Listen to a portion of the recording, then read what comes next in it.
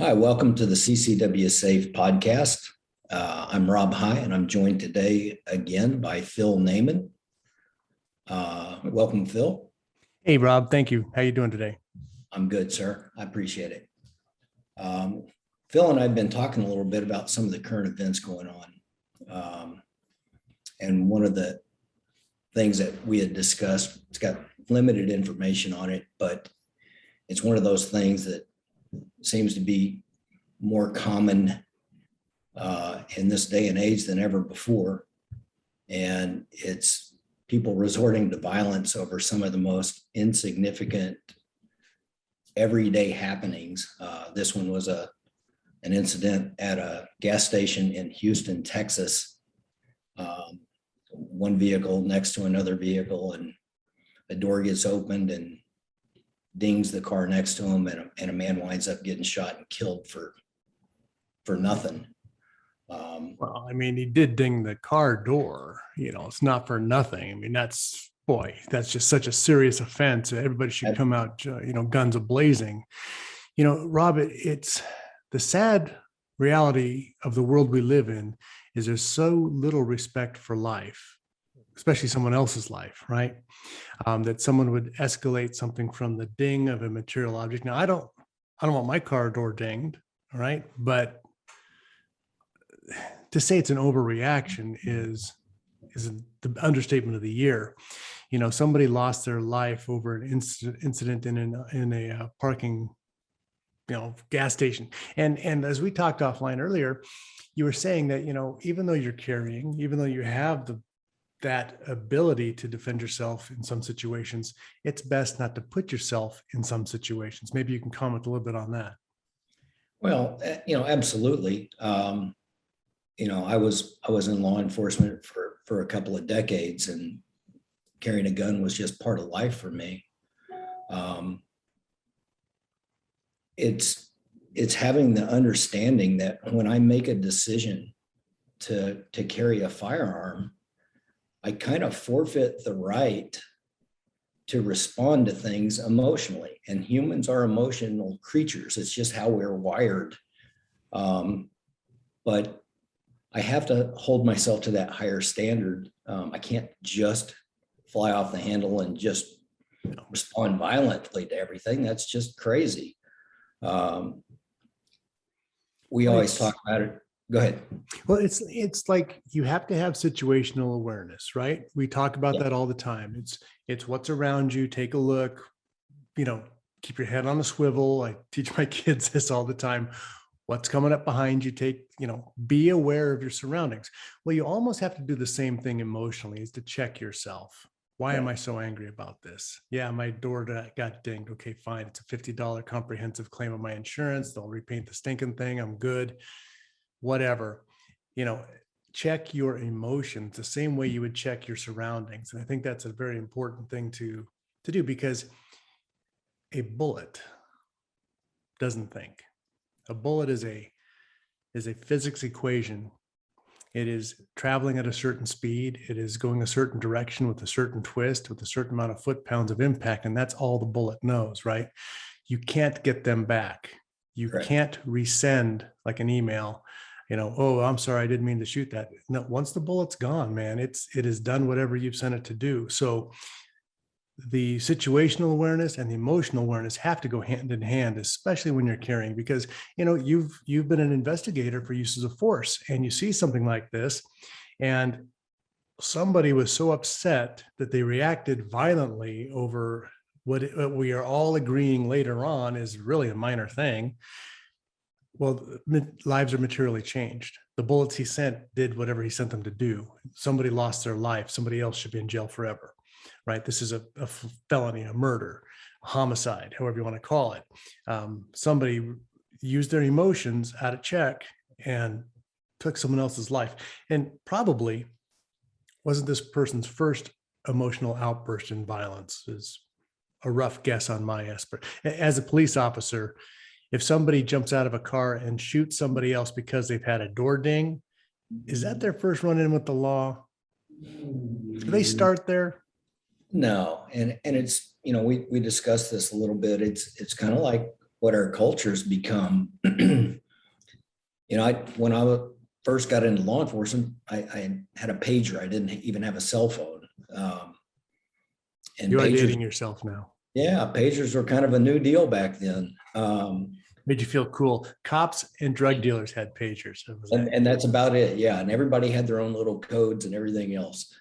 But it's one of those that now we have that ability to stay anonymous. We hide in anonymity, and I see something posted online and I don't like it. And oh my gosh, I just go on the attack. And, we were talking about this, these keyboard warriors that have this false sense of security, and they bolster themselves up. I've seen the same thing with just people driving cars, and you have no earthly idea the skill set of the guy next to you in that car. And suddenly, oh, actually, I'm sorry. No, I'm in Southern California. I know exactly their skill set level. Okay. All I ask them to do is just don't run into me. I'll get around you as quickly as I can. Just stay in your stinking lane. I know their skill set level. It's zero. Actually, it's like Mario Brothers. They like to hit as many things as they can, thinking they're getting points. So start with that assumption and you'll never be disappointed. Sure. But it's one of those that, I'm in this steel container that is capable of going, however many miles an hour down the road. It's in itself a projectile. It's this huge mass at speed, at impact, creates great damage. It's like a larger scale of a bullet. It just doesn't go the same feet per second. But they get this mindset that they're invincible if they're locked inside this car. Again, I mean, you don't have or you shouldn't have the same kind of emotional responses to things. I mean, I've been an idiot and not seen somebody in my blind spot and started to merge over in front of them. Absolutely felt terrible about doing that. But some of the emotional responses I've seen to that is just like, good grief, and I'll just avoid that. I'm going down the road and moving on. There's way bigger, more important things in life than somebody hurt my feelings as I was driving. Same thing that, parked in a parking lot and somebody dings my door. I mean, it's just crazy the way people react to that. Well, it is. Again, it comes down to your mindset and allowing everything to build up. The coffee was cold this morning. Your wife said something you didn't like on your way out the door. There's extra traffic because Caltrans decides to close off 3 lanes in the morning to do sweeping during rush hour. You're late to your first 2 meetings because they've set you back. You heard a no at the office. This happened. It all piles up, and then somebody dings your door. And if you're not in control and check of your emotions, as we all should be, which is our responsibility to be in control of ourselves, this is where we see people fly off the handle. And if they have a disposition that says they don't have respect for life, that's a recipe for disaster. This person who came off this, I am guessing that he has a bit of a track record with police department, because people don't start there. Somebody dings your door, maybe you get out, you yell at them. You don't start a gunfight unless you've already been down the road of life doesn't matter. And the criminal mindset is what we're looking at here. Once again, if firearms are outlawed, only people like this guy will have firearms because they don't follow the laws. They are outlaws. They have no respect for life. They have certainly no respect for law or law enforcement. We had another situation in Florida. This was an unbelievable shootout. Did you see this one? Where 2 police officers are stopped and they're talking to a couple of guys outside their car. It was really a weird video because it seems really lackadaisical, like they're having a picnic. The cops and these guys are just, I don't know if they're riding them up or what, but just jawboning with these 2 guys that are outside their car. And one cop walks up to the other car and he says, hey, why don't you step out of the car? There's a baby in the back seat, 3 guys, a baby in the back seat. You might stepping out of the car. As he goes to open the door, the guy jumps out with an AR-15 pistol and lays into him. Did you see that? I've seen it. Yes, sir. So the gentleman that got out of the backseat of that car had 34 felony arrests on his record. Only 34.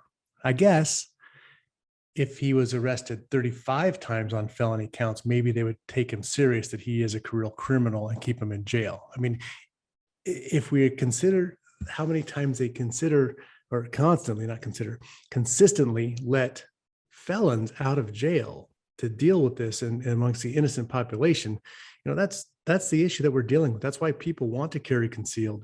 We don't know what we're getting into because the legal system is absolutely broken. You as a police officer, how many times did you arrest the same guy? Do you have a record like Joe Blow on the station wall? Oh yeah, I arrested that guy 11 times. Well, I got him 13 times. There's career criminals that they keep letting out. You're shaking your head. So do you have a story on that? Oh, I worked in the gang enforcement unit for years. Super incredibly gifted group of guys that I worked with that were given the opportunity to be proactive and not reactive, and actually go hunt these guys down that are out there. They do every crime known to man. It doesn't matter. It doesn't matter that it's a kid from low socioeconomic background. We had kids that were in gangs that their parents were actually really well off, and they came all the way down into these little depressed areas, and they'd catch in with these kids because they thought it was cool. And you'd have a kid that was grown up really in the lap of luxury that jumps in, and all of a sudden he thinks it's cool to be a gangster, and there's nothing cool about that. And it would be over and over and over again. It was like a revolving door with some of those kids. And some of them got out of the life, but the vast majority of those kids got shot up or they went to the penitentiary, or both. Exactly. But I mean, the point of that is that you don't know who's pulling into the gas station next to you. Now I'm saying to be paranoid about everybody you see.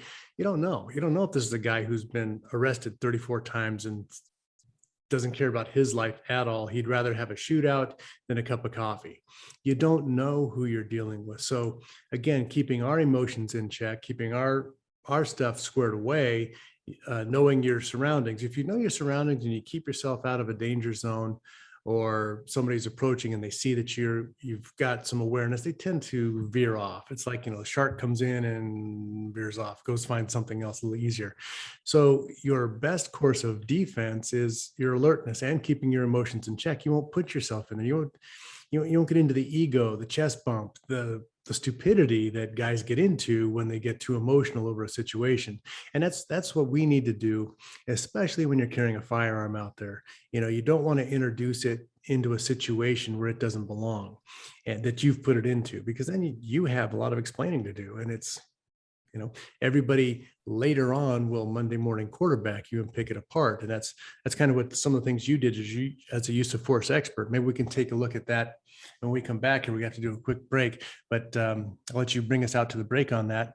But I think that's something that's very critical is when you let your emotions run, it's never a good idea. And so when we're dealing with carrying firearms and we're dealing with deadly situations, you can't go backwards, right? There's no do-overs. It's like retirement. There's no do-overs. Well, in the use of force incident, there's no do-over. You have to live with that result. So your judgment is absolutely imperative. Right, Rob? Correct. Absolutely. Thanks for tuning in, and come right back. We'll take a quick break and we'll be with you here in a minute.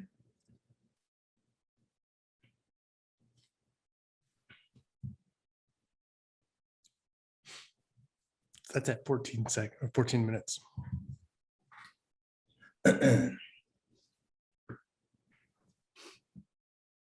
Ready? Welcome back to the CCW Safe podcast. Rob High, I'm here with Phil Naman, just talking about some current events today, and we welcome you back. Phil? Well, I think obviously we're on the CCW Safe podcast, and CCW Safe is an absolutely important aspect to your self-defense. You have the right to carry a firearm. You're a non-felon. You have the right to carry a firearm. I highly suggest everybody who can do it. I like all good people to be armed, right? That's the way it should be. But I'm in Southern California. If you're in Southern California, realize that the district attorneys are not your friends. We have Gascon, who was put in by George Soros in LA County. He's great for criminals. He's not really good for people who are Second Amendment law-abiding types. He doesn't like them for some reason. And I don't say that off the top of my head. I just look at his actions, and it's what he's done. If you have to use a firearm in a defensive use of your life or life of someone else's here in Southern California, you are going to be so scrutinized over any of your actions. You're going to have to make sure that you're in the right. And one of the best ways to do that is to have CCW Safe. I mean, the way that they but the way that they review the incident and the information that they give you and how they help you out with legal services from day one, from the beginning, where you don't have to come out of your pocket for it, is amazing. Maybe Rob, you want to give them some of the highlights on that? It's one of those that we're very honored to be trusted by our members. As you know, it's a membership program, and as a benefit of that membership, in the event that you're involved in an incident where you're required to use lethal force to defend yourself, whether it results in a death or not.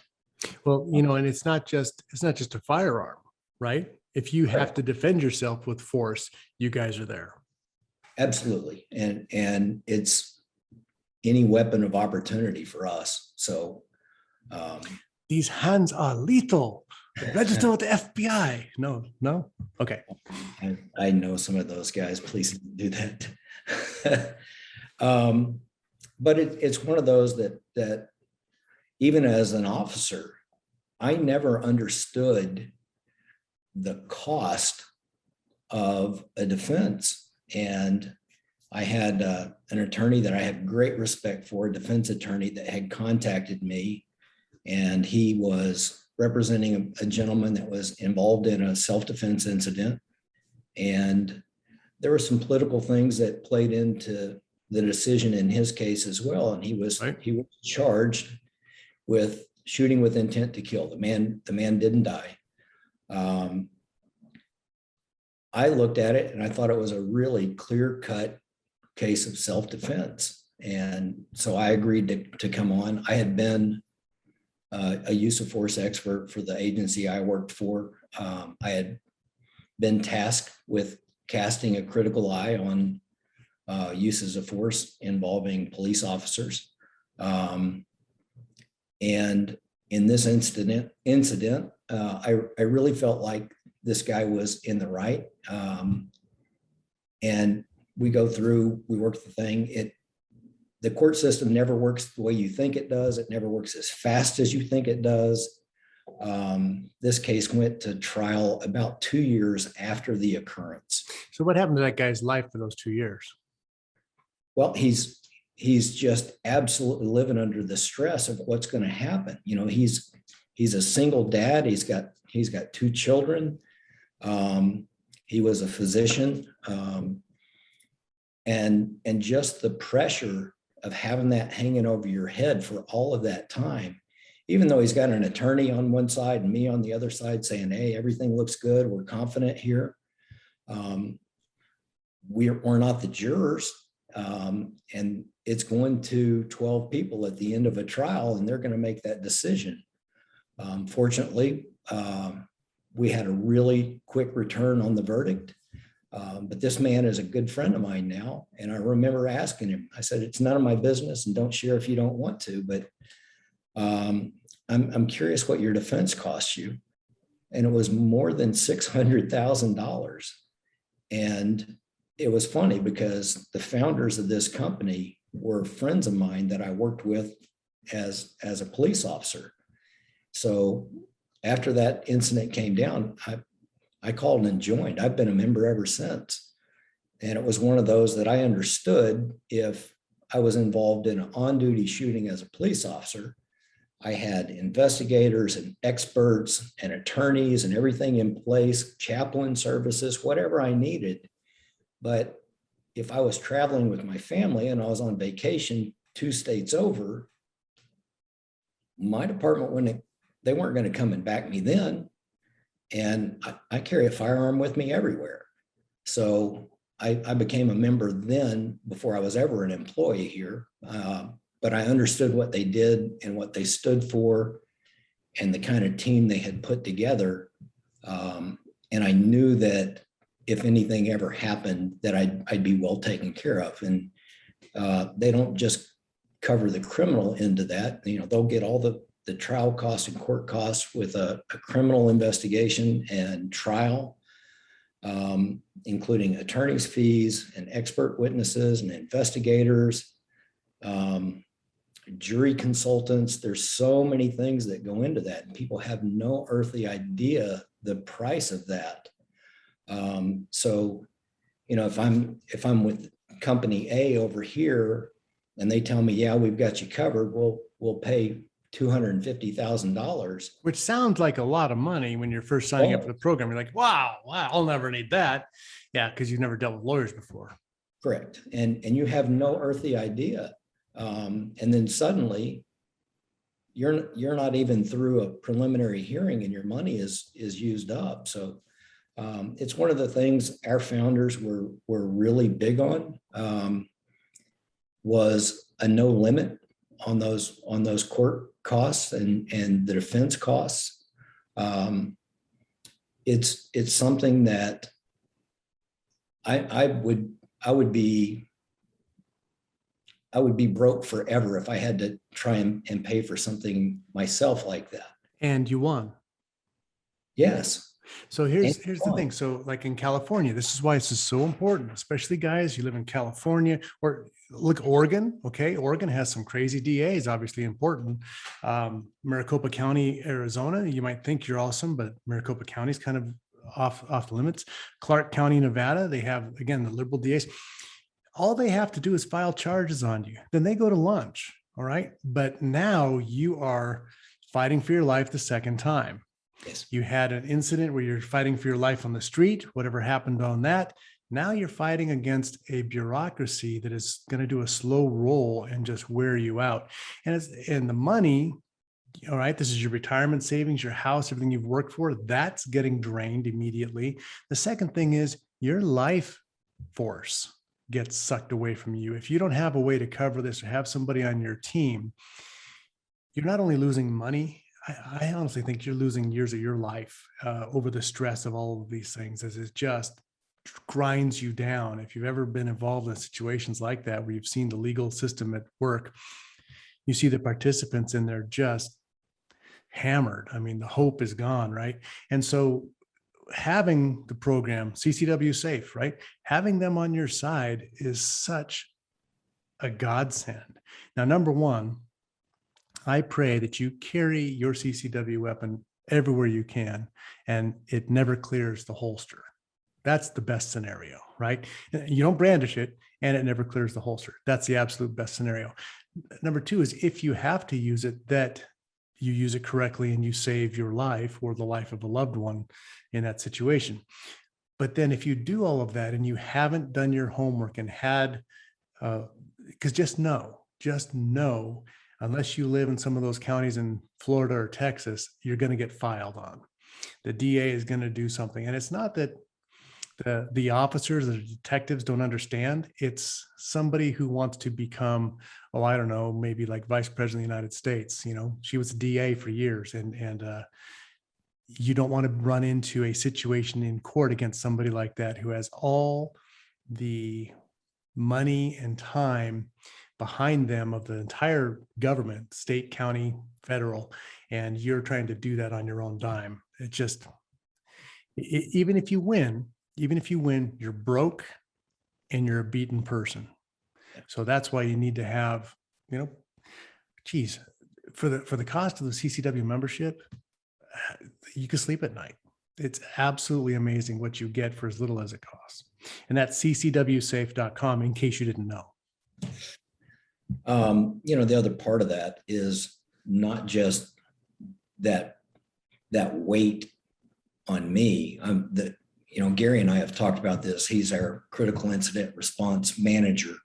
He and I work together very closely, and we've discussed what I refer to as the concentric ripples.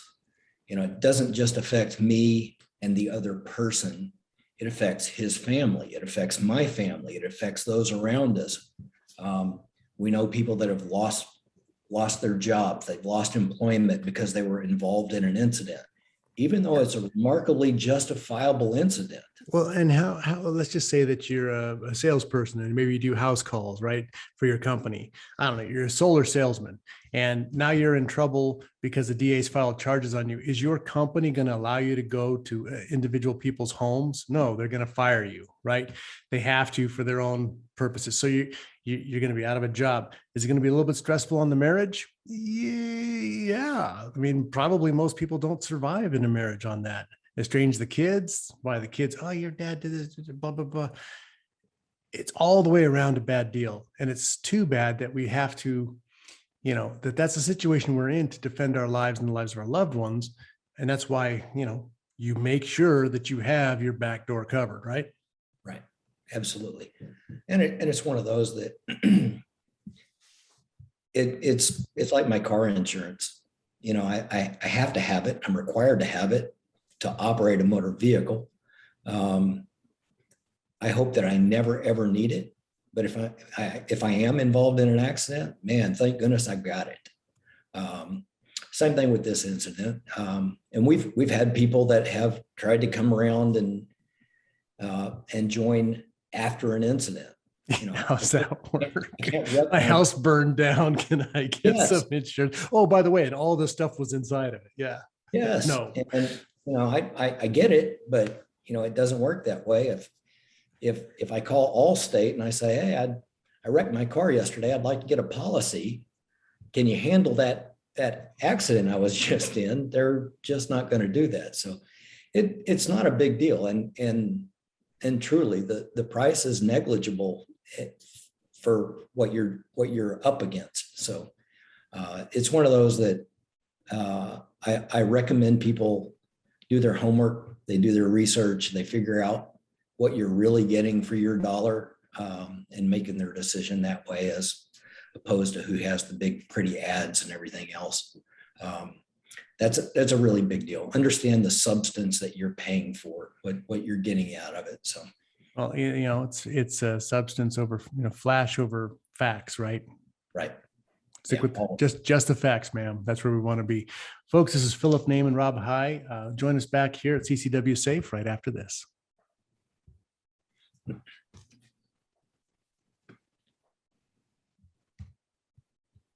Yeah, I'm brilliant. I just know. Welcome back to the CCW Safe podcast. Again, I'm Rob High with Phil Naman, and just talking about some current 2A events.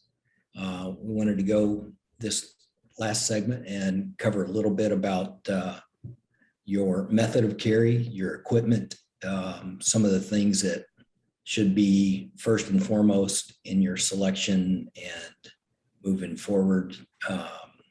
Phil, what are your thoughts? Well, it's so broad. We could probably do about a month's worth of shows on all those different topics, right? But one of the big things that we're seeing is constitutional carry, open carry, concealed carry. Maybe we should just focus on what concealed carry is, what open carry is, pros and cons. Absolutely. We had a huge thing in Oklahoma when we went with open carry, that we had the first day that was out, guys that wanted to show that I'm exercising my rights and look at what I got. And they're walking around, and I'm not single point slinging their AR in the grocery store. We've had that too. We had a guy that was doing his little what do you call it? His 2A audits that he was going around being filmed all the time. And he didn't realize that going into a restaurant with that slung AR was actually a chargeable offense. Because of the alcohol serving? Yes, sure was. But I mean, you've got guys that just want to show you that I'm just exercising my rights. That the law says I can, so I can. And well, let me back up a little bit for history here. For those of you, again, I am calling in from the People's Republic of Occupied California. If you look, there's an AR-15 on the wall back. Oops, there you go. AR-15 on the wall with a really weird looking handle, right? We have to do that. We have to put fins on them. We have to secure, anyway, lots of stuff we deal with from the People's Republic of Occupied California. And what is interesting is just a few short years ago, we had open carry. We did. But these brilliant brainiacs decided that we should push the limit and have 50 guys show up carrying a weapon wherever. And they called them open carry rallies. And they were showing their Second Amendment support. I said, dudes, you're poking the bear. Yeah. So, all law enforcement gets called in because that's unusual for a downtown area to have 50 guys walking around with pistols on their hips or rifles on their back or whatever. And eventually the state legislature says that's enough of this foolishness. We'll write a law specifically so you can't do that. And so it gets taken away. So, poking the bear, like your 2A audit guy, is never a good idea. If you have it, just enjoy it. If we have something on our side, don't screw it up for the rest of us, right? Just, please. Yeah. If I have open carry and I want to do it when I'm hiking or doing something like that, that's fine. Personally, I prefer concealed carry. How about you, Rob? Absolutely. If nothing else, if there's somebody that enters into your local convenience store and you just stopped to grab a loaf of bread after you gassed up and you're headed home, I don't want to walk in on an armed robbery in progress and all of a sudden my bad guy notices that I got a gun before I notice that he has one, and I'm the first target. Because his is concealed. This is concealed. He's and hiding. Action beats reaction. He pulls and fires, and you're like, still got my thumb strapped down. Or how about this scenario? I've got a beautiful Wilson 1911 TAC 45, great gun on my hip, right? Hammer back, got the thumb strap over the top. I'm grocery shopping. And a felon who just got released from jail, who doesn't have a firearm, notices that I'm shopping the same aisle he is in the coffee can aisle. And he grabs a 1 pound can or 3 pound can of Folgers and beans me in the back of the head with it while I'm shopping. Well, what happened to that beautiful Wilson 1911? It's gone off your hip, right? I think with open carry, there's so many things that you're making yourself a target. And look, concealed carry. I'm not saying don't carry it. I'm saying don't leave everything. Don't show all your cards, right? If you're playing poker, they play 7-card poker. Why do they keep 2 cards down? I think that's 2. I don't know. I don't play poker, but I know they keep some cards down. They don't share them with everybody at the table, right?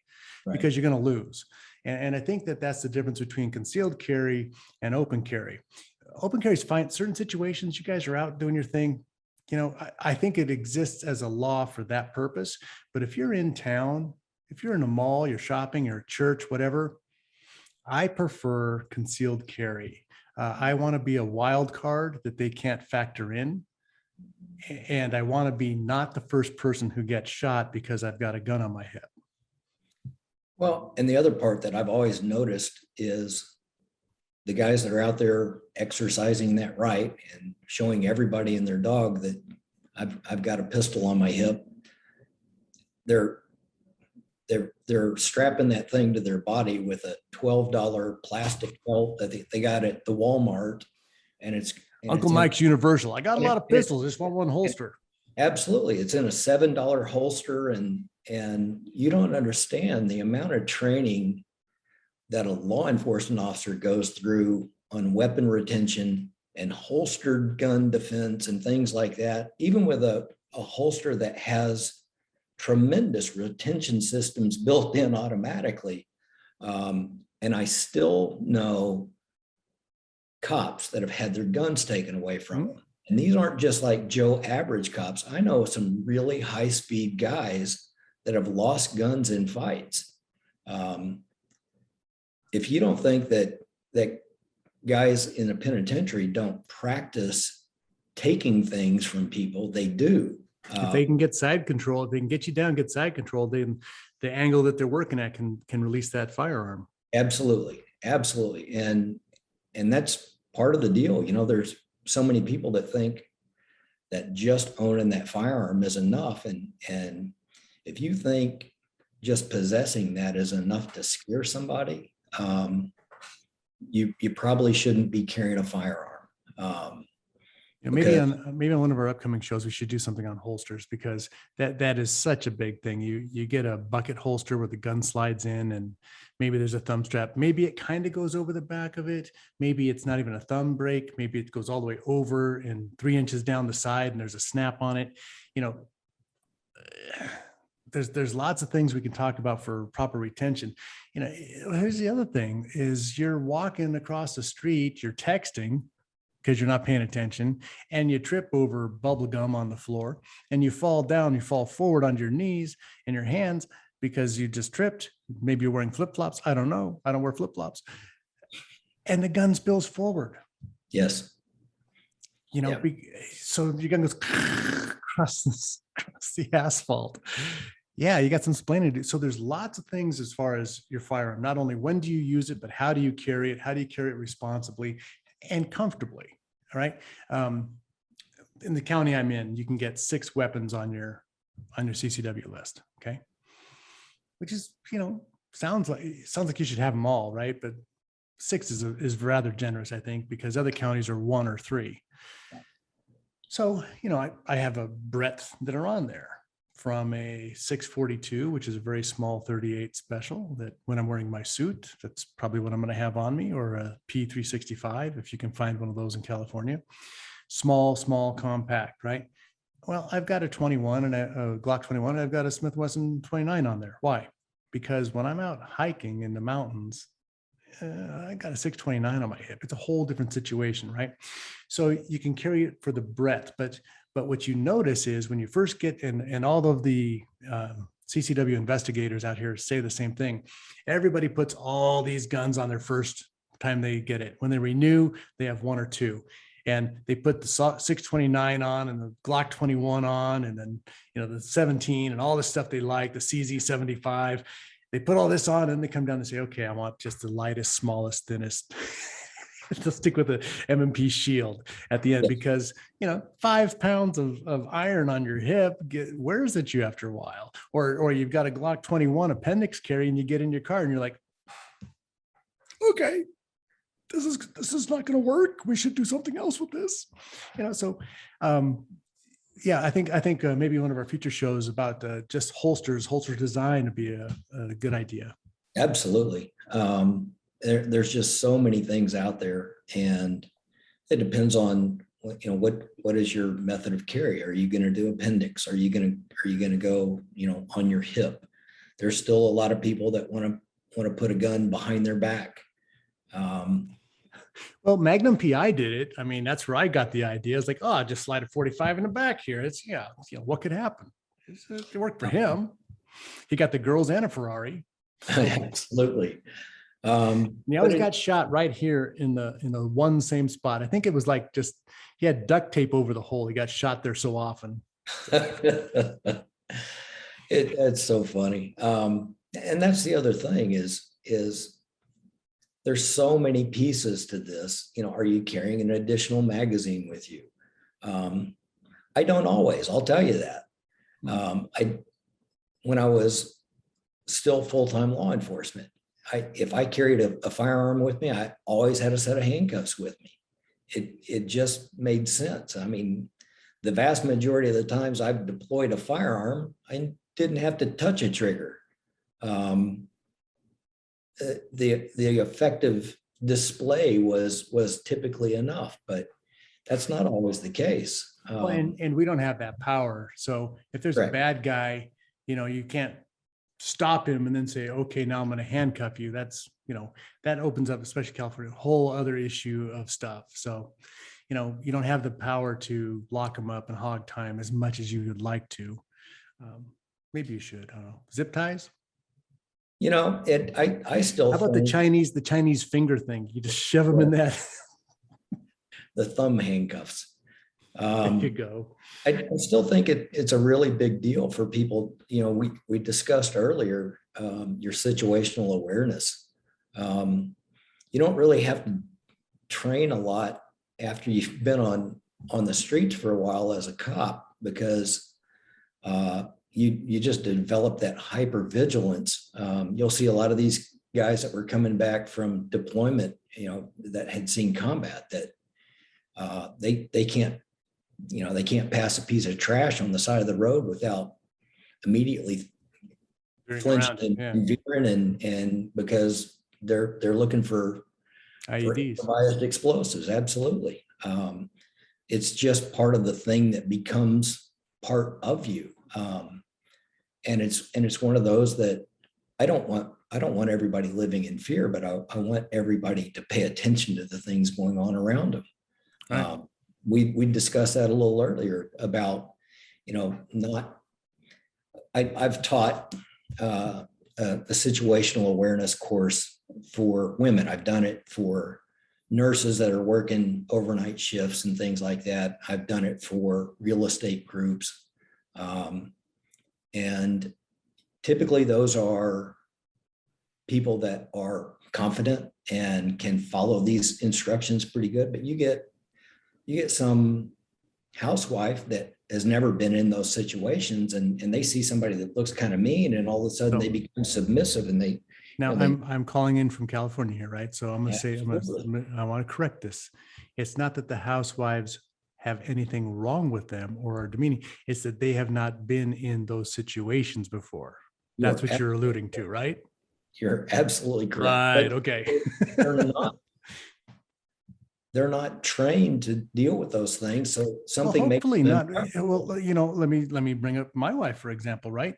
She doesn't have to worry about that stuff. She even says, I'm so thankful that, she can go on autopilot. She doesn't have to, when we're together. She knows that I'm always the stupid guy looking over her shoulder, right?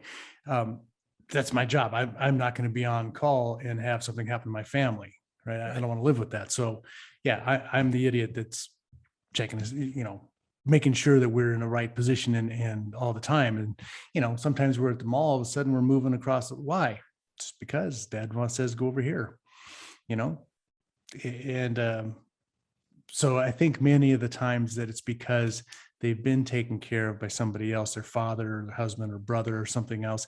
So they haven't had, it's been done for them, but they haven't had to do it themselves. And that's why, so many times the women, single, widow, divorced, all of a sudden they want to buy a first gun because they realize, unfortunately, folks, you are the first responder to a critical incident because you're the victim.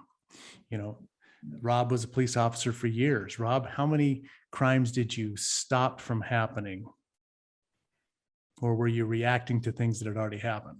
I was fortunate enough to work in some positions that I did get to work as proactive when you're doing the gang stuff. But I mean, if you're in a black and white car, the vast majority, you're driving around going, I think something's going to happen over here. I should probably drive. Or is it you're responding to this call because something happened, this call because something happened, right, and you're going there after the fact. So you're not a first responder. You're there playing cleanup.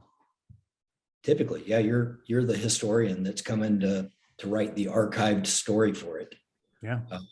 And so you are the first responder. So especially, women on their own for the first time, or maybe just moved out of the house or something like that, absolutely imperative that they get training, get situational awareness like you're talking about, get armed up and with the right thing and not a $7 holster. And not your gun loose in the purse. That's another no-no. Don't do that. Even if, and if you're a guy, that's not a man bag. Right. That's a purse. Don't wear it.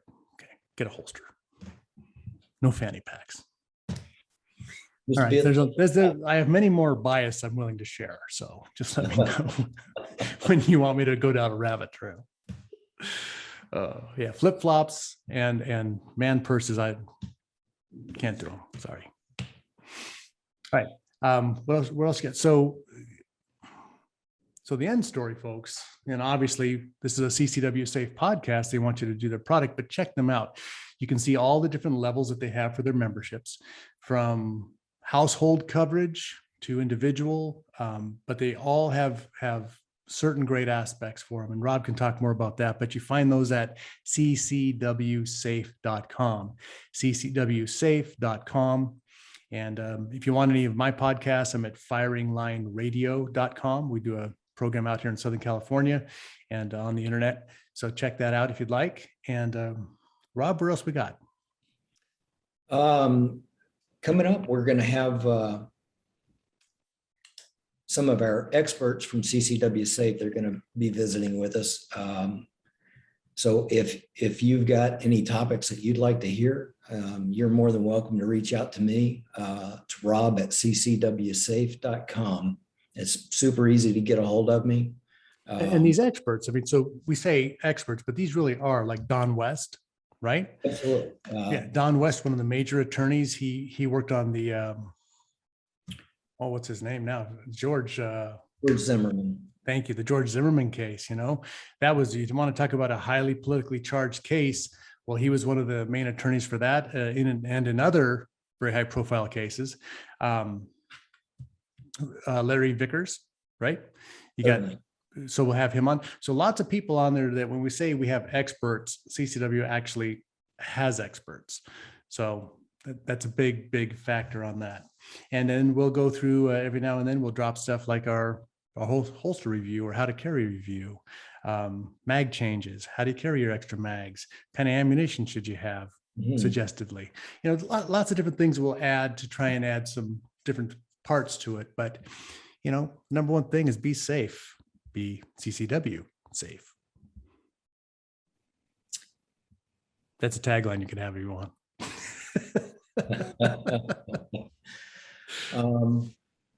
But truly, we are honored to have the members that we do. We're appreciative of those of you tuning in with us. If there's topics that you'd like to see addressed, we'd be happy to look at those.